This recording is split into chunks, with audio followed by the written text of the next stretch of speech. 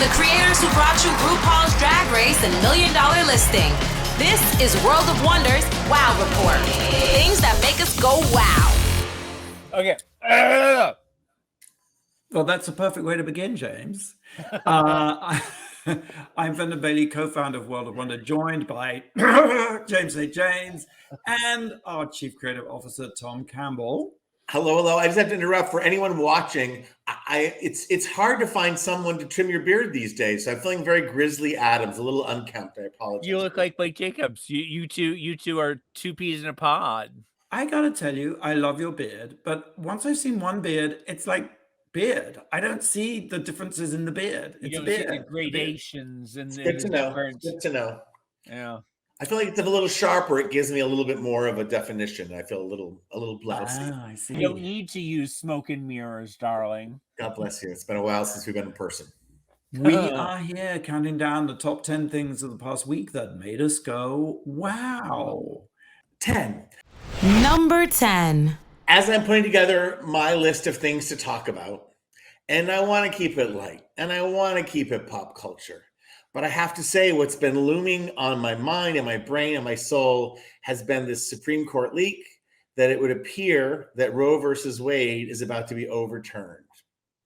And I don't want to bring us way down, and I'm not being self-righteous. Abortion is a very delicate topic that can't be, broad stroked in some ways, but it's like for all of those people who listened to this show, who felt during the Trump years, who felt like who called us out for being too political and too strident and too this and too that. This is what we were afraid of. I am not surprised that Roe versus Wade is about to be overturned in the Supreme Court, because that was the plan. And that's why we wanted you to vote for Hillary. And, swallow your pride and vote for the flawed Hillary.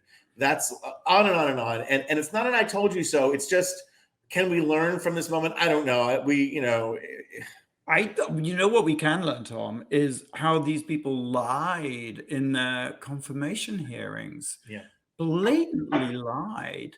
I mean, I already had a low opinion of what is his name? Brett Kavanaugh. Thank you. The weird thing to me was that as it was happening was at the exact same time that the Met Gala was going on, and I was live tweeting that, and the whole world seemed to be in this sort of like we were watching this Hunger Games spectacle unfold. Yes. About the rich being, above us in the Gilded Age, and the idea of like celebrity just sort of like trumping all.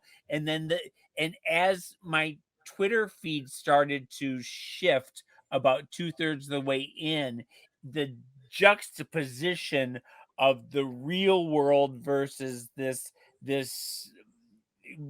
gaudy circus and bread spectacle, it reminded me of the fall of Rome, is what it's where there's these distractions, these bright shiny objects, and then the real shit that's going down, and it just gave me whiplash. It's how it's affected me in terms of picking topics this week. And again, not that this, but like it, and I think of things like World War II. Wasn't around for it, but a student of World War II, and how pop culture provided a little bit of propaganda for World War II, but it was really, during the wars, during Vietnam, the biggest show was Bewitched. Like, we like to, we need light things. We need to keep the spirit. We need to keep joy and art and music and laughter and stuff alive. But I agree with you, James. It's like, there's a way to handle it, and then there's a way to just look tone deaf and like you're ignoring it. Yeah. It wasn't like they could just stop the Met Ball, right, in its tracks. No. But the fact that the two leading trending topics on Twitter were abortion rights being decimated and should Kim Kardashian wear Marilyn Monroe's dress. It's like I know we can have two discussions in our head at the same time, but the disparity between the one and the t'other is so great. Isn't the Met Gala, and again, I hate that, to your point, James, and people are like, how can you be laughing about this when there's people starving in Africa? I get that we have to do both, but the Met Gala is kind of gross now. since it's we've been through disgusting. COVID. It is just the most vulgar display of Couldn't celebrity. they do it for a charity at the very least? Couldn't No, we but find the some? charity is Sweetie, they for the do, don't they? costume benefit. It's not for saving world hunger. It's for rich people to be able to continue to attend the gala. Right. So there's something about when the richest people get together and hog all the attention of the world during these times. What can they do to help us? And it doesn't have to even be controversial. It could be helping. Anyway. Right. Well, it makes, yes, I guess they could now do something or pivot or do something. I was thinking about the Balenciaga fashion show, at the very outset of the Russia-Ukraine war, and how they completely changed the show, and they did it in a snowstorm, and people were carrying black plastic bags. It was kind of, But by the same James? token, then we had spoken earlier this month Yeah. about how putting a blue dress and a yellow dress up on your Right. Instagram to show your support for right. Ukraine is also sort of fatuous Right.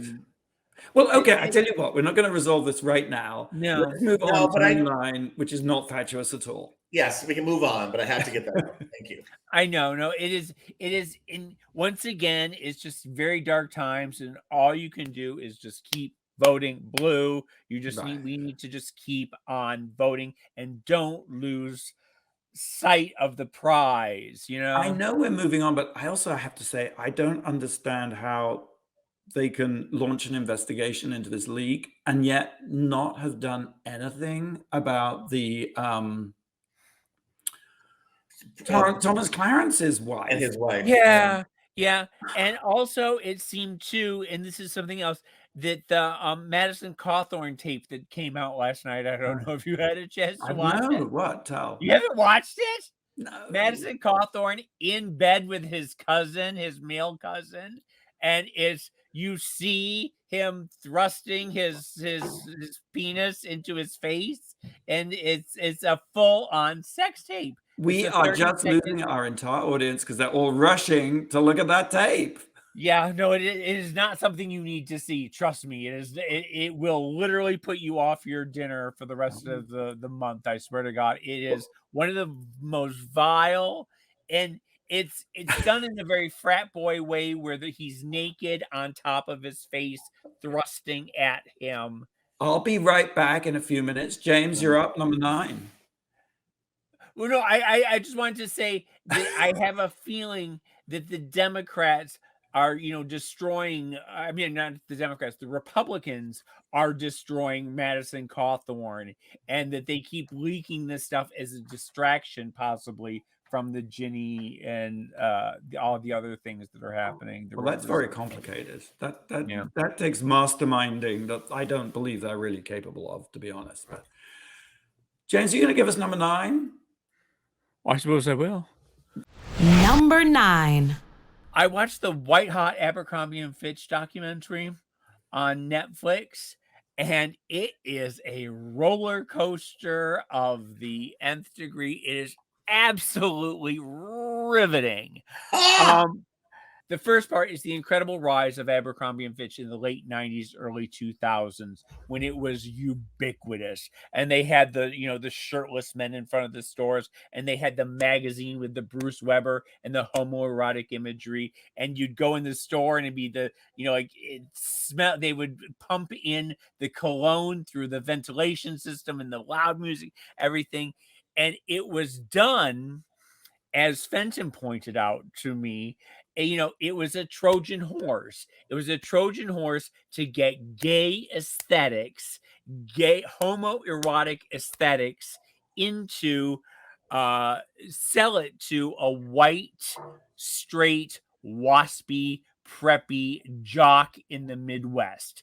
And they ate it up. They all ate it up. And it was something that, like, there was something for everyone. The little girls loved it. The gays loved it. The jocks themselves wanted to be those naked boys frolicking around with each other. I mean, it was so bizarre. This weird, it was like softcore gay porn, but like everybody bought into it and everyone loved it. And they loved it so much that it skyrocketed in a way that very few brands have ever skyrocketed before. I'm going to interrupt you for 2 seconds. You'll continue. To me, it's that part of it, and that's the only part I watched. It's the age old thing of sex sells, and they found a different way to sell it.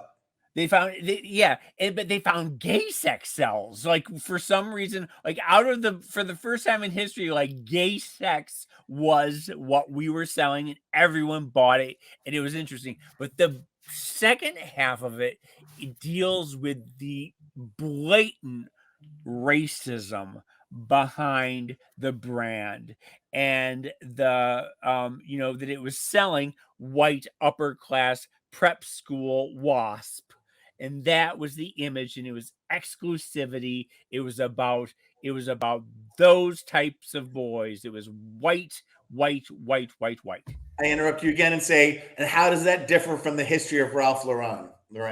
Well, exactly, James. Just 1 second, because Bruce Weber had been doing that kind of work for a long time. Early 91 was when he put Marky Mark on the cover of Interview. Calvin Klein was doing it. So Yeah, it's interesting, what because they were doing is they were selling didn't really change. They were selling to an exclusive audience. They were selling to the elite, whereas this was bringing it to the masses. And it's a very different thing when you're instead of targeting Upper East Side, people, as opposed to targeting college kids in Illinois.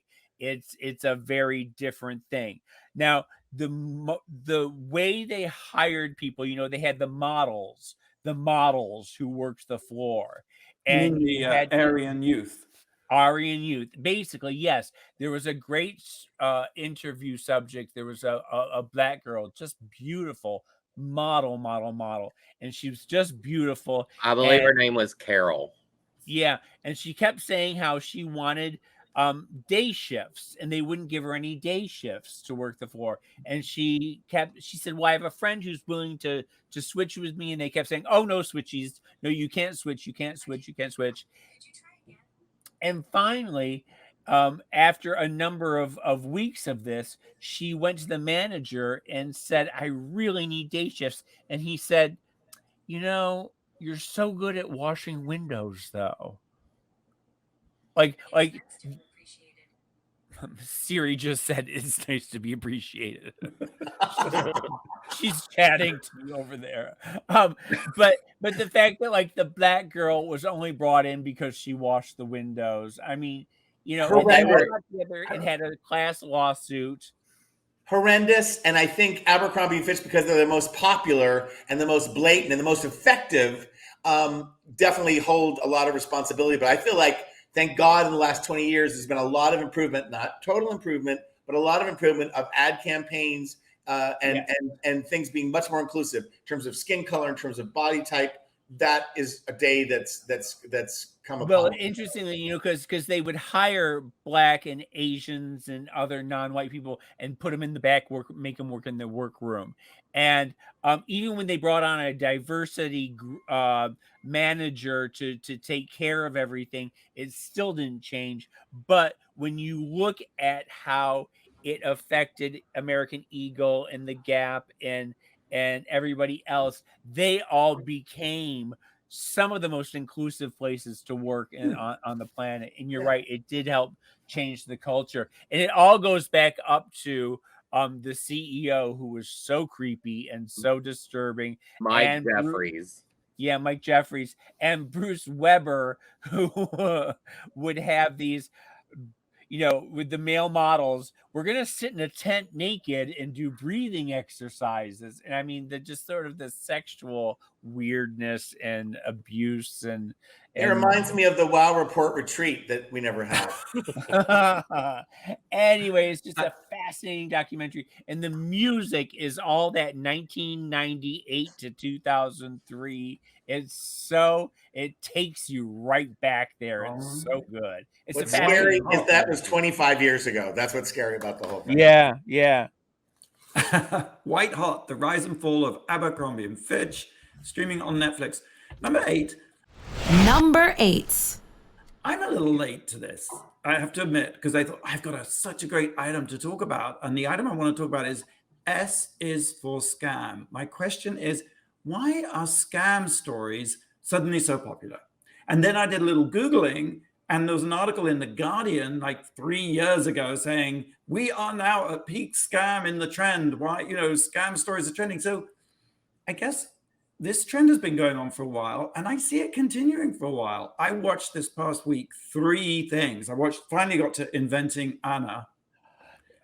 Your shoes make me so sad. Why is your face like that? James, a friend of mine says I speak like Anna. Is that true? So insulted. But then I also like VIP. I kind of like her accent. It's sort of an accent from nowhere. It's like Lady Gaga in the House of Gucci. I love it. What she does, she doesn't move her tongue when she talks. Your face is so disgusting. I just don't understand. I could listen to you doing this. I could listen to you doing this for the rest of the show. She is the only reason I'm watching it, really. If there's not an Emmy for her, there is no God. There's no justice. I don't know if I'm going to make it through all 9 hours, but then I also watched The Tinder Swindler, which I know we've talked about here before. And then I started to watch The Invisible Pilot, which is executive produced by Adam McKay, who did Don't Look Up. And it tells the story of a daredevil crop duster in somewhere in Arkansas who faked his own suicide and left his wife and kids and started a whole new life. And then this doc series is about his whole new life, which involved iron culture and drug smuggling and what have you. But it's these 3 things made me think that all this stuff about identity, people. Well, but I wonder if it's very simplistic in that post-Trump, we are telling stories of people who get away with bad behavior and we celebrate them for it. And that's just the world we live in now, that we're celebrating these awful people. Right. People are saying that since the crash in 2008, the sort of selfishness and the sort of by any means necessary has become a sort of modus operandi, because the economy is sort of rigged so unfairly against people to be able to get ahead. The idea that the American dream, people just apparently don't really believe in that anymore. It's so weird that the counterpoint to that is the greed is good, a conspicuous consumption ethos of the 1980s, which came about for an entirely different reason, but the end result is the same, where we are, Well, or is it, James, is it a continuation really of that period of deregulation? And that we're just, ever since Reagan sort of took the brakes off, and Reagan himself is interesting because he was an actor, not really a politician, not really a leader. He was an actor. And so I just think in the screen age, we're living in this sort of realm where you've got this sort of disconnection of who you are and who your public self is, which is surely fertile ground for scam artists to get into. Yeah, definitely. I don't know. Let's take a quick break. I just want to say the Queens of RuPaul's Drag Race franchise are coming back together again at DragCon, reuniting, spilling all the tea. Extra special panels hosted by T.S. Madison. And they're going to be called, it's going to be a series on Wow Presents Plus as well called Bring Back My Girls. But if you're in LA, come get tickets and come to DragCon.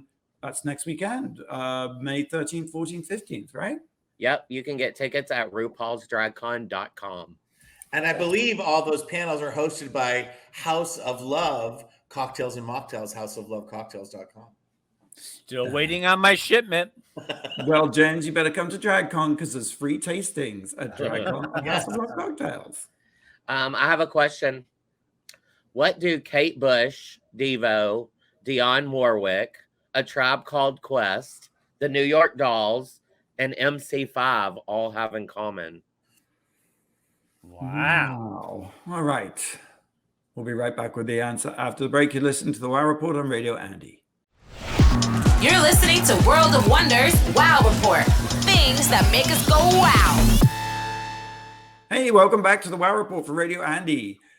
I'm Fenton, co-founder of World of Wonder, joined by James St. James, editor of the Wow Report, and our Chief Creative Officer, Tom Campbell. Howdy. Blake, we had a question. Yes. I asked, what do Kate Bush, Devo, Dionne Warwick, A Tribe Called Quest, the New York Dolls, and MC5 all have in common? I have the answer, I think. I'm going to say they all slept with Joan Collins. Fenton, do you have a guess? In the same night. I have no idea. I believe, if I may, that none of them are in the Rock and Roll Hall of Fame. That's right. They were all nominated this wow. year and didn't make it, which leads perfectly into number 7, Tom. Number 7. Well, thank you, Blake. The Rock and Roll Hall of Fame inductees for 2022 have been announced. Now, again, in this crazy world, who makes it, who doesn't, what's the paradigm? Doesn't really matter, but it's fun to talk about. And the big headline has been Dolly Parton has been inducted to the Rock and Roll Hall of Fame, which I think is fantastic. She at one point was like, was saying, I'm country, don't bother with me. She's since reversed and she's being inducted and she's doing it gracefully great. But I got to tell you, I love Dolly, and Dolly deserves all the love in the world. But if it's the Rock and Roll Hall of Fame, you're talking about my youth, my Abercrombie and Fitch years. I am so excited that Pat Benatar has finally been inducted. I mean, from the late 70s or early 80s, she won like the Grammy for Best Rock Performance like 3, 4, 5 times in a row. She was sort of there was no one in her league. And I have to thank Pat directly and personally, because I grew up in a small town, Newport, New Hampshire, where everyone listened to Aerosmith and REO Speedwagon and Styx in Boston. And, my fetish for female vocalists, Pat Benatar was my way in. I could play Pat Benatar on my boom box in the back of the bus that was going to the track meet and not be beaten up by my classmates. It's funny. I think I've told you that at my high school, you were either a Pat Benatar or a Belinda Carlisle. There were those were the 2 acceptable types of dress for girls. Yes, but Pat Benatar was a little before the Go-Go's. She really was she an incredible voice, and her husband, of course, Neil Giraldo, who's always been hot. Who's so hot, yeah. I ran into them I went to a Sandra Bernhardt performance in LA before COVID, and it was at the Anaheim, and this lovely, couple in their 60s, she's wearing Crocs and whatever, blah, blah. And it was Pat Benatar and Neil Giraldo. And they're just like showing pictures of their granddaughter. I mean, the other people inducted, just for the record, you can give me your quick reaction. Duran Duran. That was the one I was most excited for. I am a Duran Duran boy. That is my favorite band of the 1980s, bar none. Eminem. Yeah, okay. He deserves it. Yes, Eurythmics. finally. Yes, of course. Finally, someone. My God. Lionel Richie. Of course. Commodores. Richie. You can't. Lionel Richie, when he got his BET award, like Lifetime Achievement Award, he had a long speech that said, you can be rough, you can be hood, you can be all these things, but everybody at one point in their life lets down their guard and wants to say 3 little words.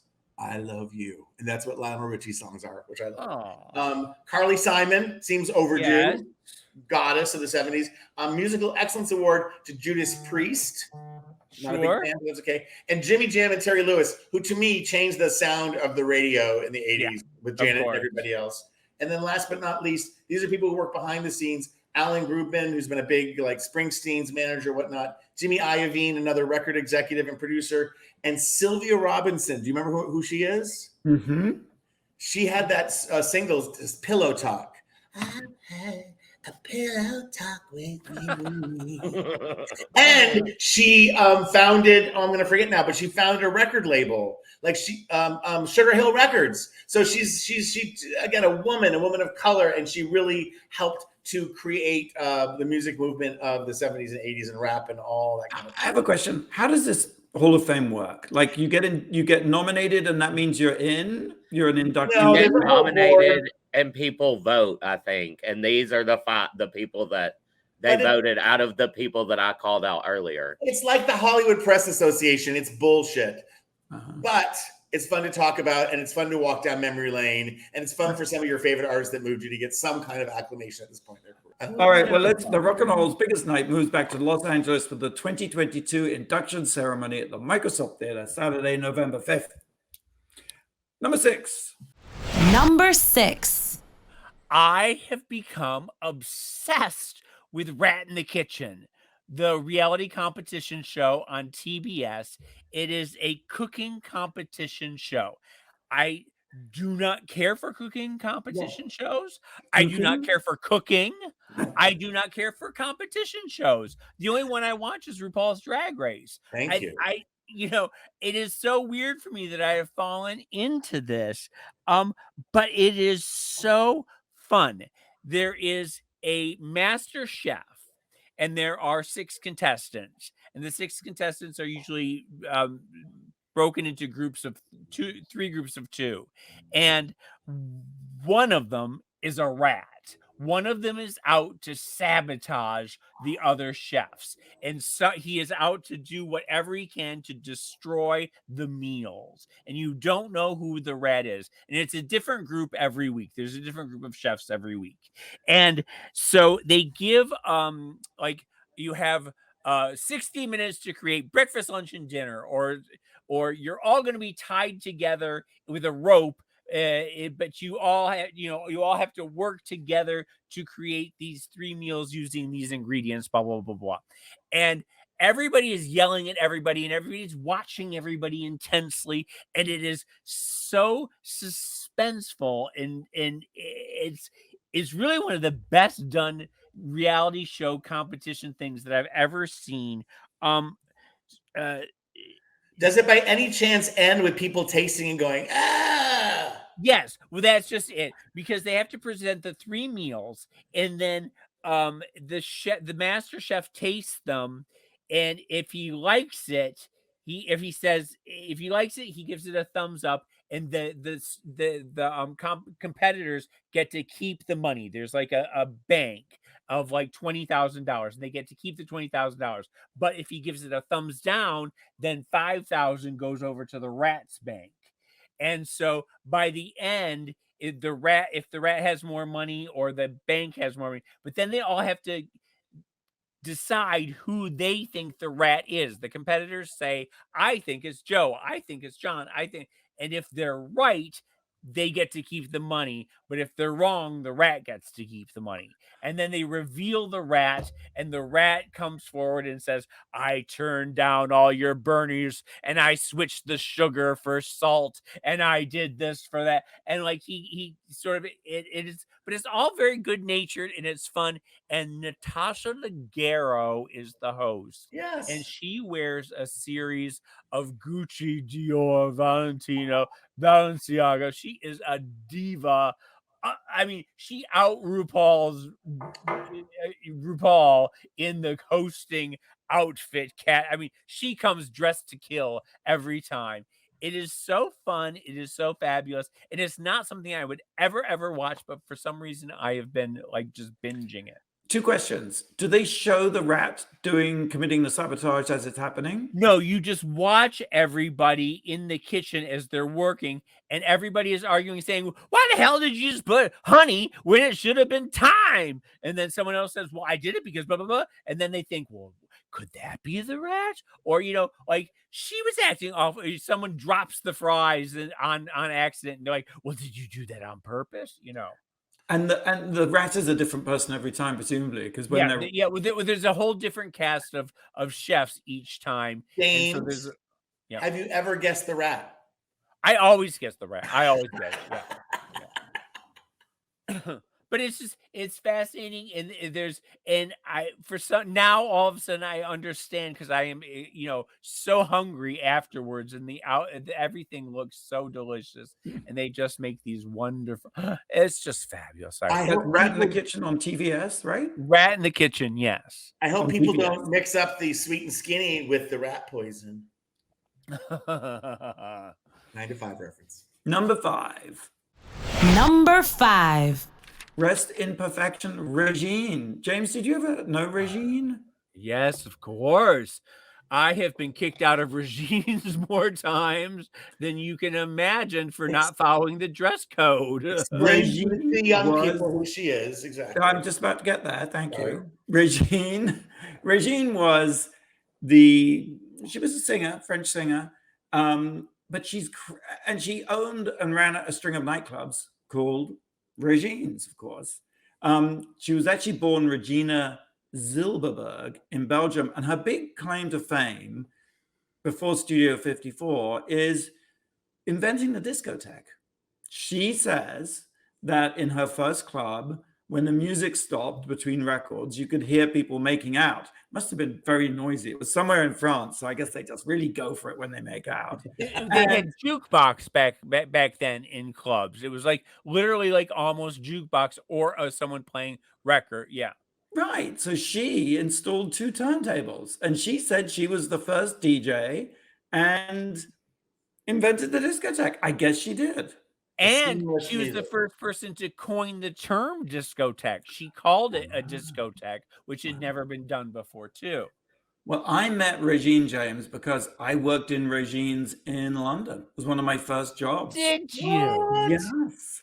It opened in the 70s, and it was the Roof Garden, Bieber, the Roof Garden, Derry and Tom's on Kensington High Street.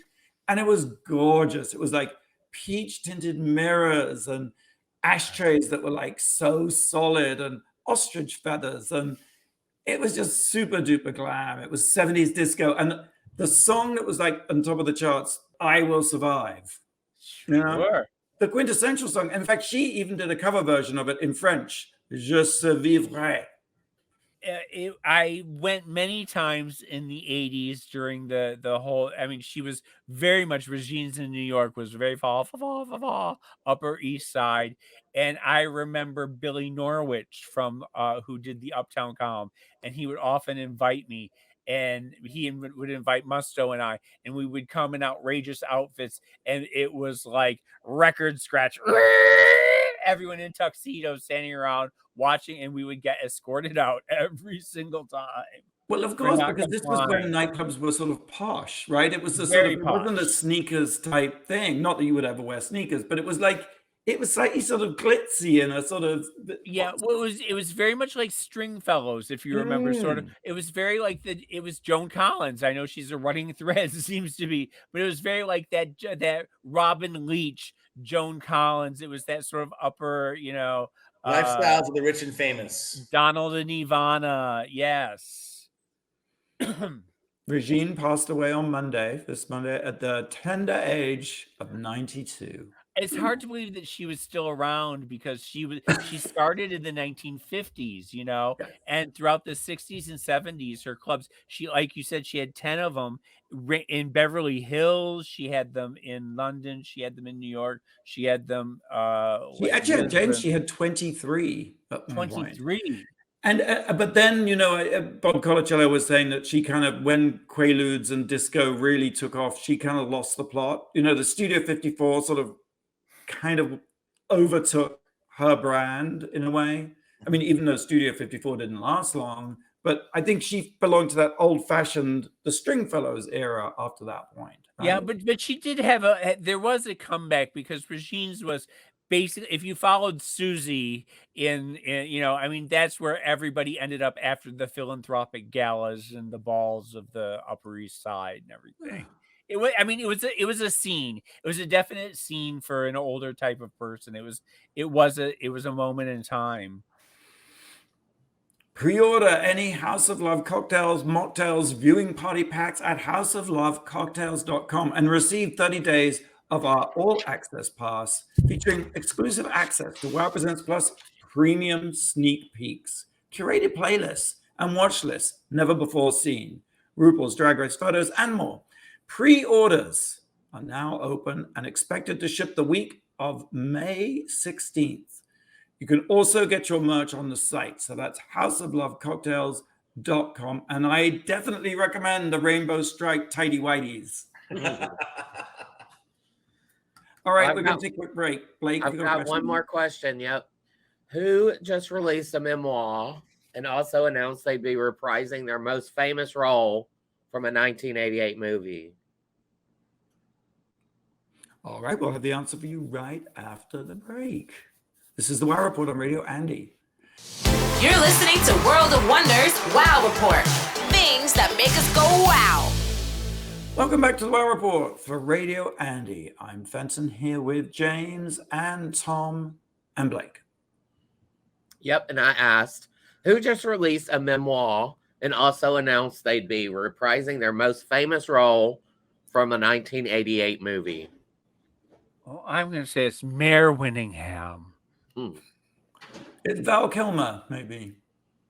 Tom Cruise. Jennifer Grey. Yes, of course. What is she doing? She's going to be reprising her role as Baby in the new Dirty Dancing movie.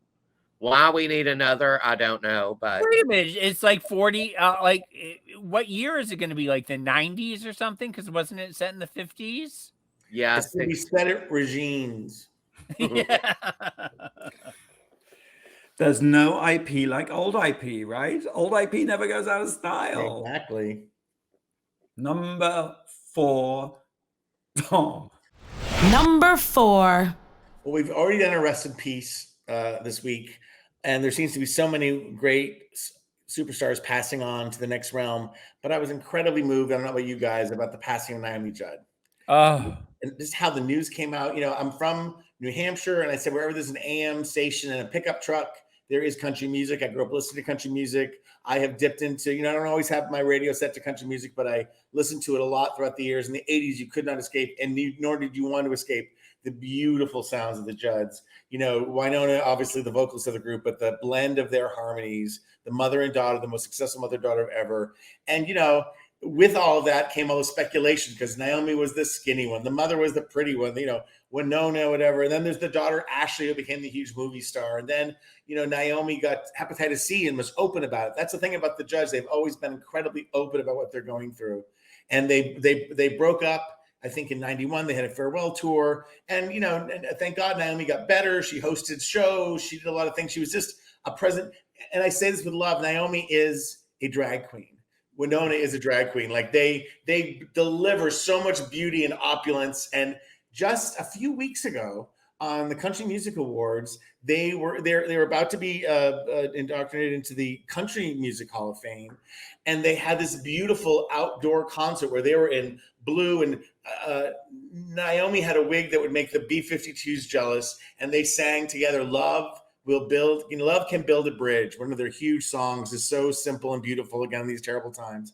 And I watched that again and again when it was released by Ashley, that their mother had died by mental illness. And it has been confirmed that she took her own life.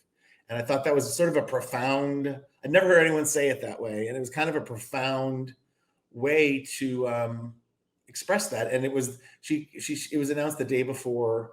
And I think she committed suicide the day before they were going to be indoctrinated into the Country Hall of Fame. And Ashley and Winona showed up and received the award in their mother's memory. I mean, such a brave act. Yeah, when they came on stage,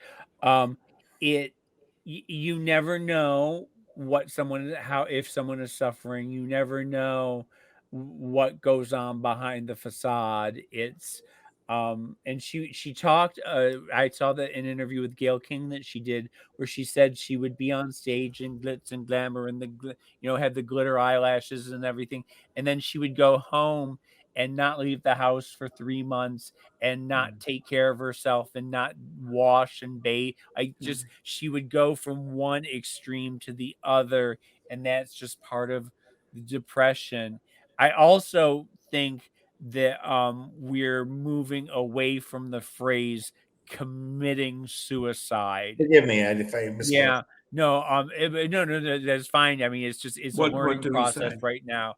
But it's that they took their life or whatever. Okay. But committing suicide has a harder tone. Absolutely. Again, yeah. As we speak. Well, I should just say, if you or someone is in crisis, contact the suicide prevention lifeline at 1-800-273-8255, which is 1-800-273-TALK. TALK. And I'll just say, You know, you never know. 911, You just never know when your goodbye is the last goodbye. I hate to be corny. Exactly. You never know in any circumstance. With so many of people that we've lost, this year, so many friends that I've lost this year, it's just bang, bang, bang. Every time I saw someone, I was at a party on Friday night, and we were talking about it, and I said, just hug your friends whenever you see them. Just we have to hold each other tight. Everybody has to just really help each other through, because we don't know. You don't know what's going to happen and what other people are going through. Well said. James, number 3. Number 3. This is for you, Tom. I'm doing a whole segment for you. I was on Playbill the other day. I was reading some articles on Playbill, and they had a list of plays that are in development, that are touring, that are coming to Broadway, and these things are very, very. First of all, on Broadway right now, I don't know if you've seen, but Sarah Jessica Parker and Matthew Broderick are doing Plaza Suite. Yes. I really wanted to see that. One of the most exciting ones that I saw is Devil Wears Prada musical. I don't know if you've heard about this. No. The Devil Wears Prada musical is coming. The book, the music. All the music has been written by Elton John, which guarantees that it's a hit. And the book was written by Paul Rudnick. And if you know Paul Rudnick, he is the funniest man alive. Blake, he wrote Addams Family Values. He is the script doctor behind Addams Family, First Wives Club. He wrote Sister Act. I mean, he is one of the best people on the planet to write a Broadway show. This sounds like a clear slam dunk.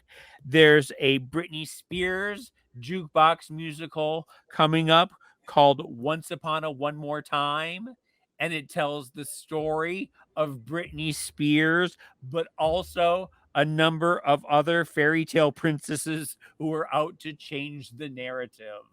I don't know what that means, but that sounds like fun. I can't wait to find out. Yes, there's a musical called Sign of the Times that Bruce Vilanch wrote. And it's a jukebox musical, and it's set in 1963, Tom. This is right up your alley. It's all Petula Clark downtown. You don't own me. Don't get me started. And the Shoop Shoop song, it's in His Kiss. All these are going to be in it. It sounds really fantastic. There's a musical based on The Nanny that Fran Drescher has been working on forever and ever.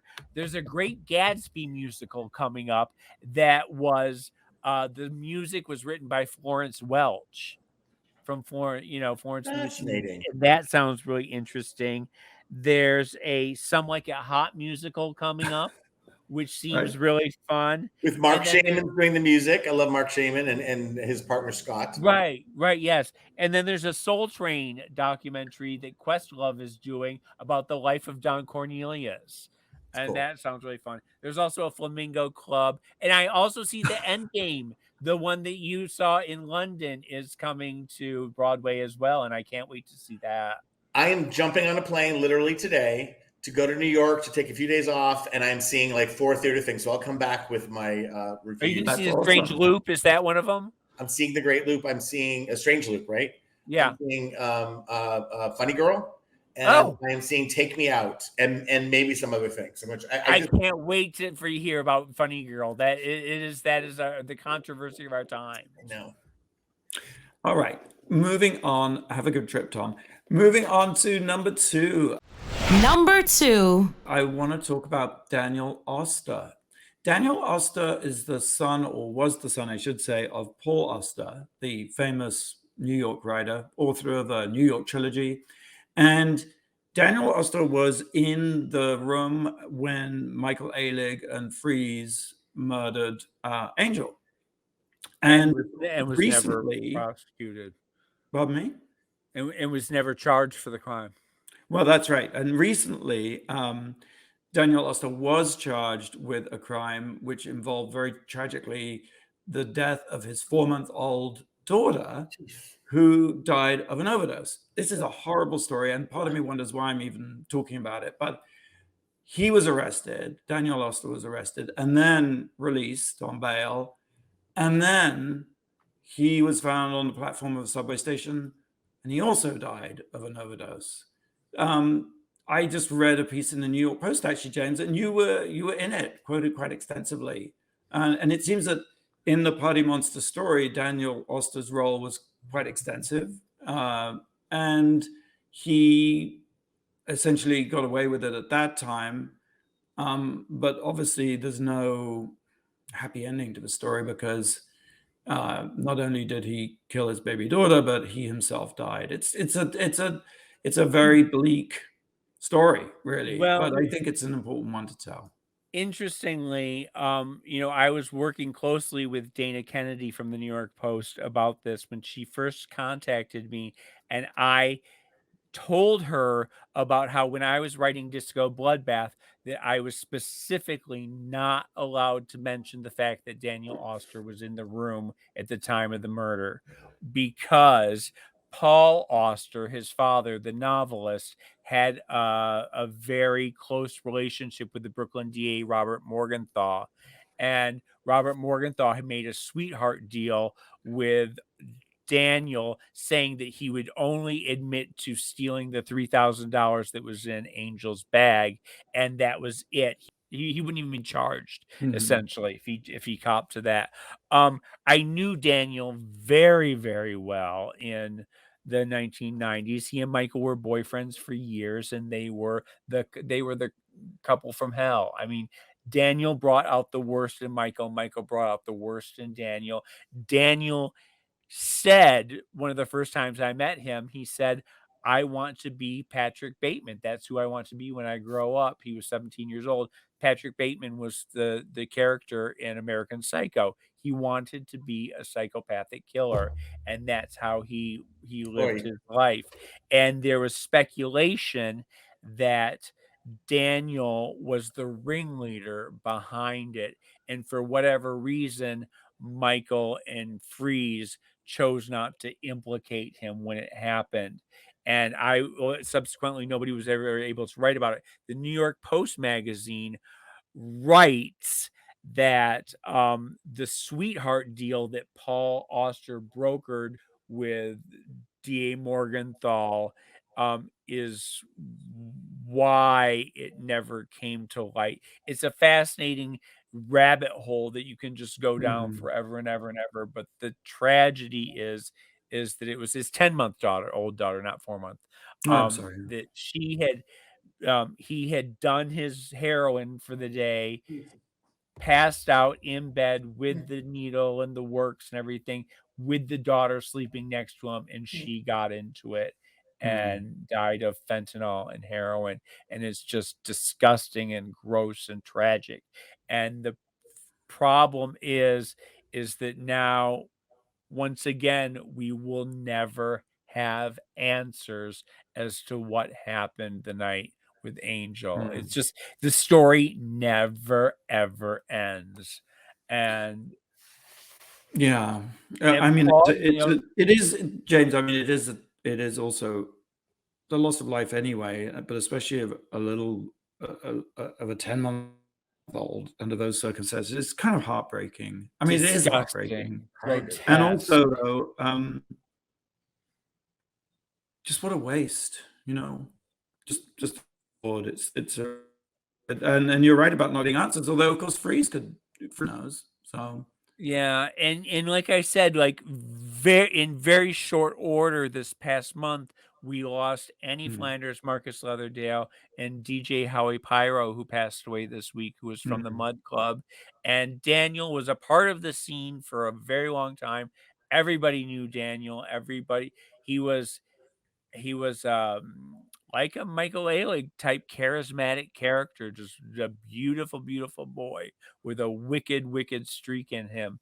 And he had people who loved him, and the whole story is just creepy and sad, and I hope it brings closure to people, because it's been such an ongoing. I don't know. I don't even know where I'm going with that. right. Moving on. We'll take a break. Get your tickets to DragCon, May 13th, 14th, 15th, RuPaulsDragCon.com. Friday morning, the party starts with the legendary Queen's Walk. And then there's panels all weekend long. I think there's over 100 queens coming from the States and from all over the world. RuPaul is DJing on Friday and Saturday. So don't miss what will be the biggest DragCon yet. Get your tickets at RuPaulsDragCon.com. All right, we're going to take one more break. And when we come back, the number one thing this week that made us go, wow. Wow. You're listening to World of Wonders Wow Report. Things that make us go wow. Welcome back to the Wow Report for Radio Andy. I'm Fenton here with Tom and James. We've been counting down the top 10 things that made us go wow. And we've reached number one. Number one.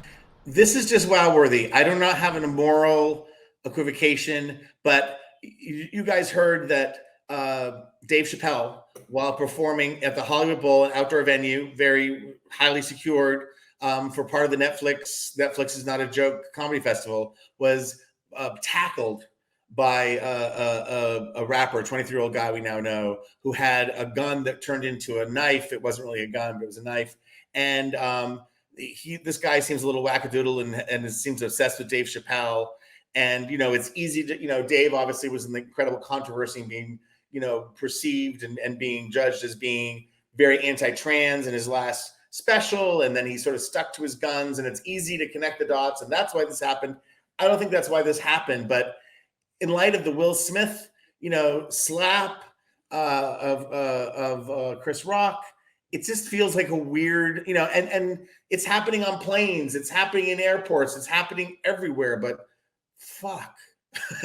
I don't know what to make of it. Only to say, wow. If you aren't safe on the stage, where are you safe? I mean, is to a trend. I mean, is that it? It's very weird to think that people, it's just the world is, people are so disturbed and unhappy. Well, here's the thing: the stage and the audience is supposed to be a safe boundary. Yes, it's that a you're sacred not supposed place. to cross. Yeah. And I do think that Will Smith kind of eroded that safety barrier or that boundary.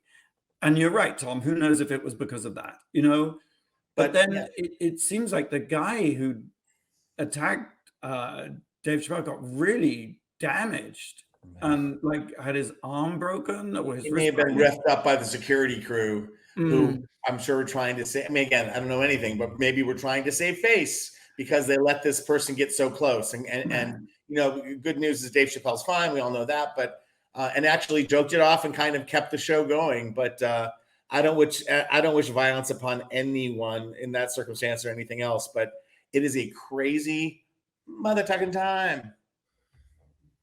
So come to DragCon and don't hit anybody. I guess that's right. I come to DragCon, and then on Sunday, the final day of DragCon, you can see the Wowie Awards. We're going to hand out some awards. No one will get slapped, or maybe God willing. Yeah. And they're happening on the main stage at DragCon, and you can go vote now on the Wow Report, wowreport.net. Fans can cast their votes once a day. And who's hosting? Well, I'm glad you asked, James. The gorgeous T.S. Madison will be hosting the Wowies this year on Sunday, May 15th at DragCon. Get all the info and get your tickets to next weekend's DragCon at RuPaulsDragCon.com. Well, that's all we got time for this week. Thanks for tuning in and listening. We'll see you same time, same place next week. Until then, go out and do something that makes the world go wow.